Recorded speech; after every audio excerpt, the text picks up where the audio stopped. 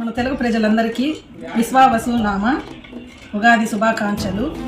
ఉగాది పచ్చడి తయారు చేయడానికి కావలసిన షడ్రుచులు: పచ్చిమిరపచి, చింతపండు, మామిడికాయలు, బెల్లము, ఉప్పు, వేప చిగురు.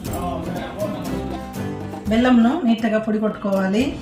మామిడికాయలను చిన్న చిన్న ముక్కలుగా తరుక్కోవాలి. అలాగే పచ్చిమిర్చి, వేప చిగురును కూడా చిన్న ముక్కలుగా తరుక్కోవాలండి.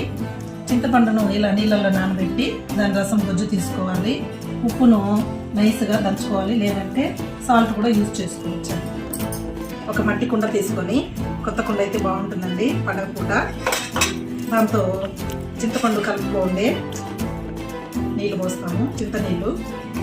తర్వాత బెల్లము కొద్దిగా తీసుకొని కుండలో వేసుకుంటాము. మామిడి ముక్కల్ని వేసుకుంటామండి. తర్వాత పచ్చిమిర్చి, ఈ వేప చిగురు, దంచుకున్న మిరియాలు, ఉప్పు పొడి కూడా దీంతో వేసుకుంటాము. అన్నిటిని బాగా కలబెట్టిన